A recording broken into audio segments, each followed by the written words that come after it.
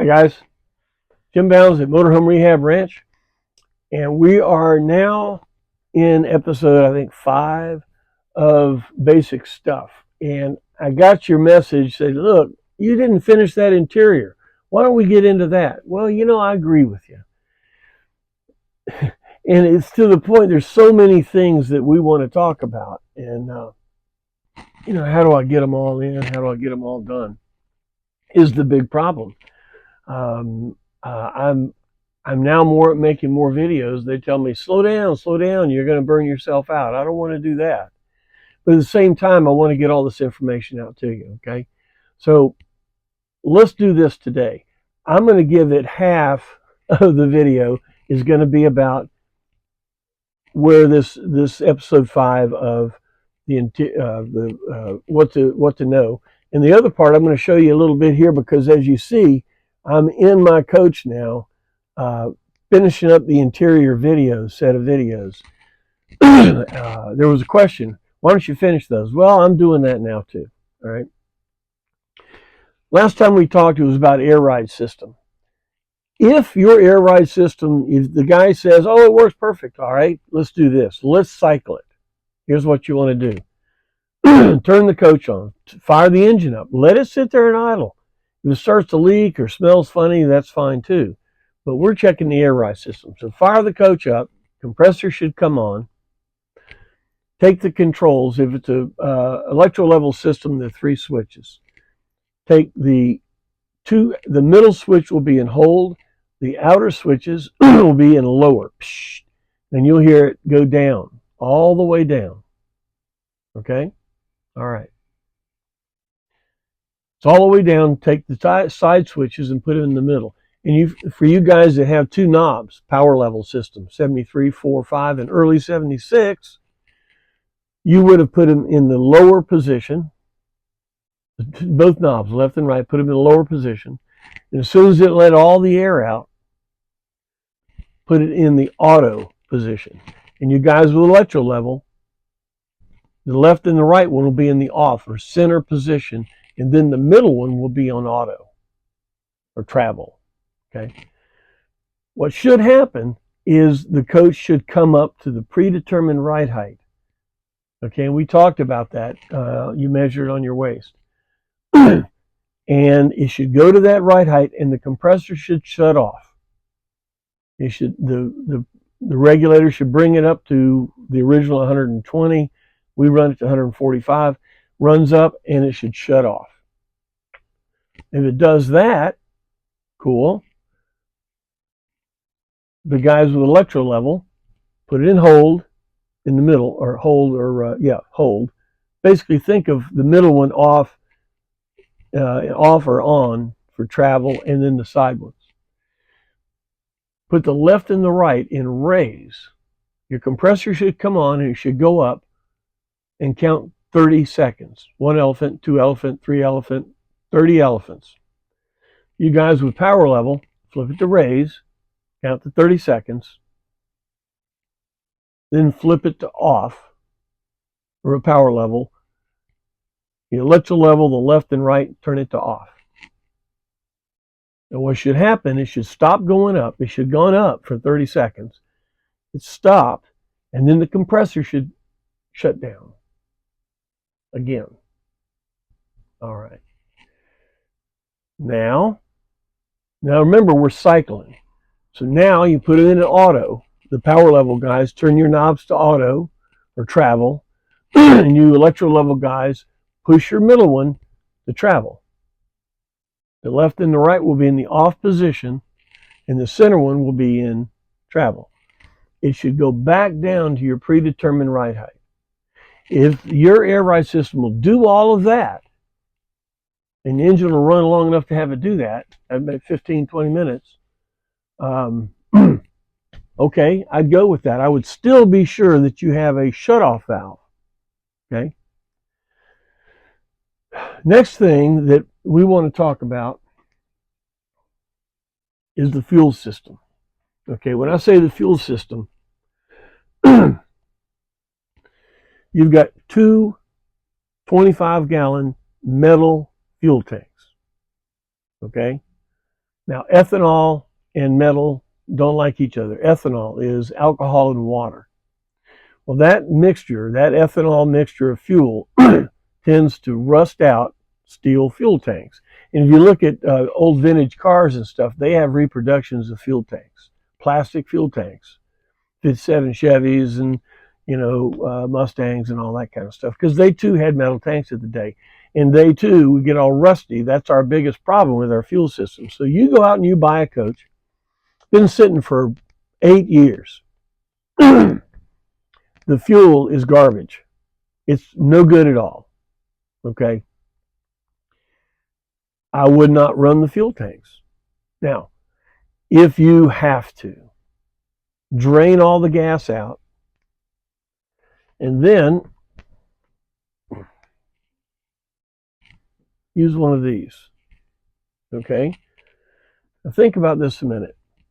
You drain all that nasty fuel out. There's a lot of goo still in there, right? We know this. If you can get fuel to come out of the tank, if you put this in there, this will catch this stuff and you can clean this while you're traveling. How can you do that? Because you put it in like this. You see what I'm saying? Right there is a filter. This is a 100 micron cleanable filter. Goes to my electric fuel pump because I have I have fuel injection, Phytech fuel injection. And then here I go to a 7 micron filter. This gets the really, really small stuff, because if you feed injectors anything bigger than 10 microns, it will clog the injectors. Absolutely.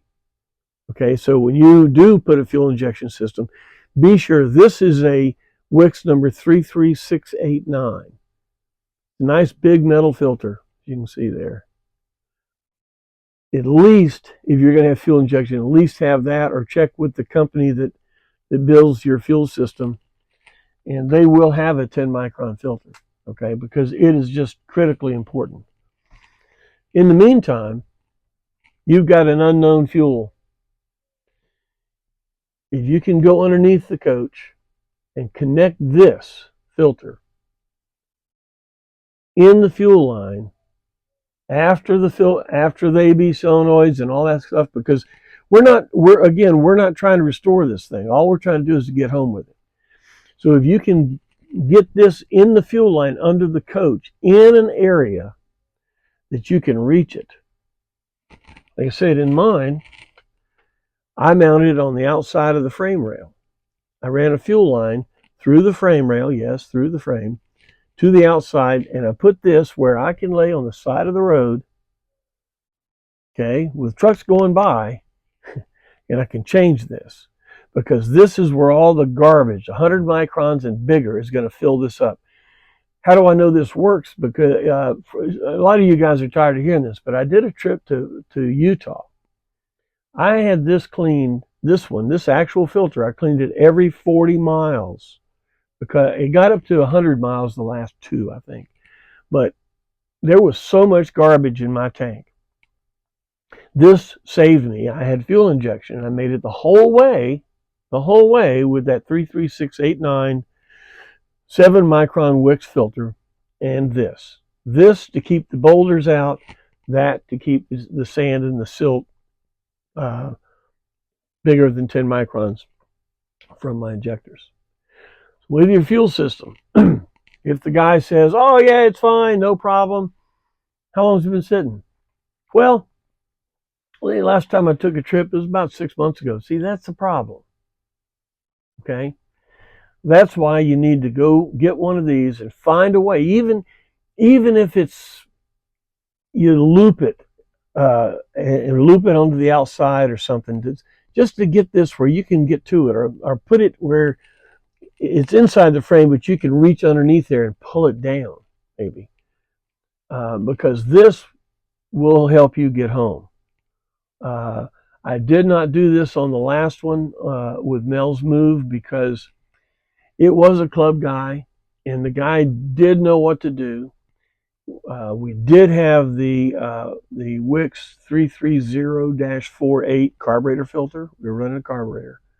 So I felt okay about it. But when you're going to recover a coach that's unknown and it's been sitting there for some time, you need to put a filter in it. Something. Put this thing somewhere. Not on top of the motor. No, no, no. Now, if you want, there's one place in the front where if you get up under the front, under the radiator, or look up, you'll see the mechanical fuel pump on the side of the motor at the front, on the passenger side. Coming out of the mechanical fuel pump is a rubber hose going to the steel line that goes to the back, to all the stuff in the back.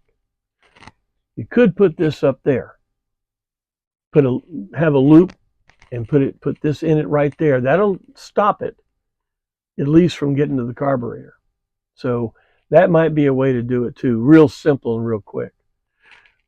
I put it in the back because we had a little bit of time to do it. And if you can at all do it this way, it would be nice. Okay. But in the front, you can do that too. All right. So that's enough for today on things to remember. You guys are not eyeballs deep in alligators with tools ready to go. You other guys that are on the interior, this is the headliner that put in. Each one of these is an H mold. I don't know if everybody wants to have black gator and black trim. I put this in there so if I'm ever at a rally or something, somebody asks, it's got a lot of contrast and you can see what's going on. So, and somebody was asking, how did I end it? All right, take a look here. You can see this is a J mold. Call it a J mold.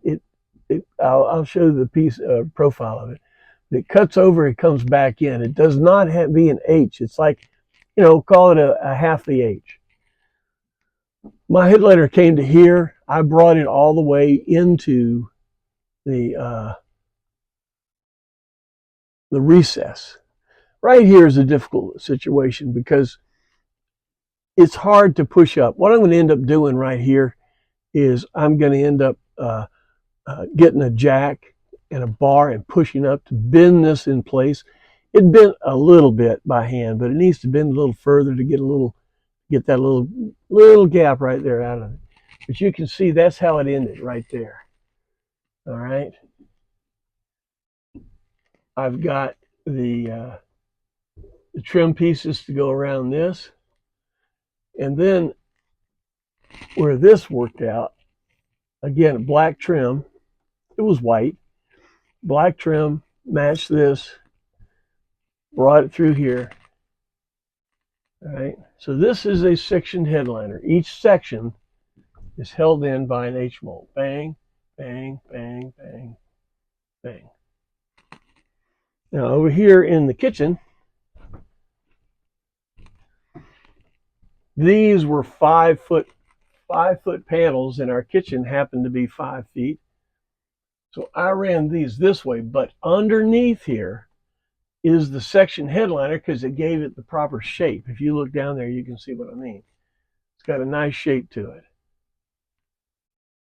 So underneath here, it's got that. That gave this the shape, and this is just pop riveted. This is pop riveted to the other headliner panel under it. Nice and solid, real solid. This is the wire chase. Goes front to back. You run everything through here and then go down like right here. A little gnarly, I'm going to fix that. But these are the wires going down to the furnace. Going down that way. I brought 110 and 12 volts into here. This wire comes across and goes to the vent. But everything is in this wire chase. I don't have anything right now going forward. So it all ends right here. Then on the other side, same thing. all comes down. Now I haven't done anything with this yet. This is Janie's dad's commission sword. I thought that was a great thing to put at the head of a window. Gonna leave this in there. You see, we brought the headliner right to here. Didn't have to take this out because this was attached below it. But I will need to take it out when I do this side. But I've already cut these panels. Remember, we already cut these panels. So we'll do those next. All right.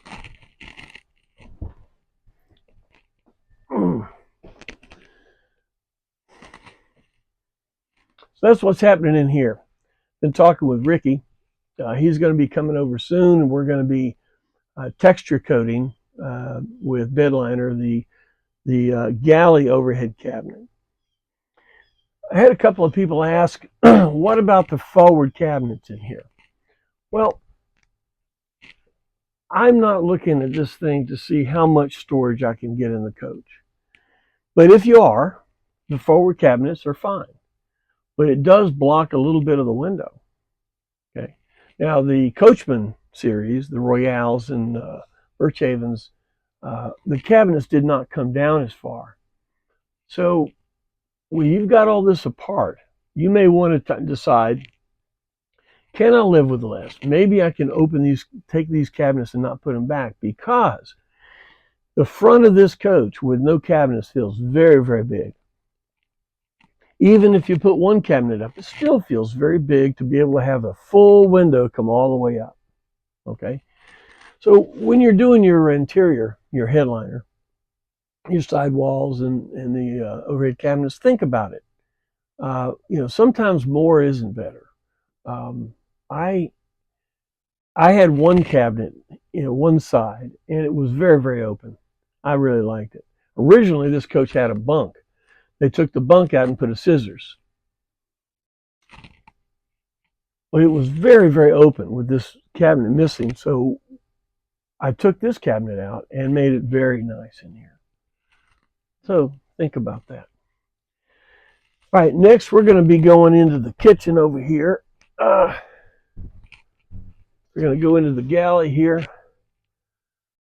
Looks a little plain, but that's the whole idea, is to look like a restaurant cabinet. We're going to finish off the overhead. This is where the overhead cabinet is going to go. It's going to be white, pure white texture coat. Then after that, now I've seen a couple of threads here recently about the refrigerator cabinet. Well, this is something that I had put together as a test, and I'm kind of over the test, and we're going to come up with something new here, so you guys can help me finish this thing off. Okay. Well, guys, thanks for the time. Thanks for the comments. Even the one that said, "Hey, let's get on about the interior." I totally agree.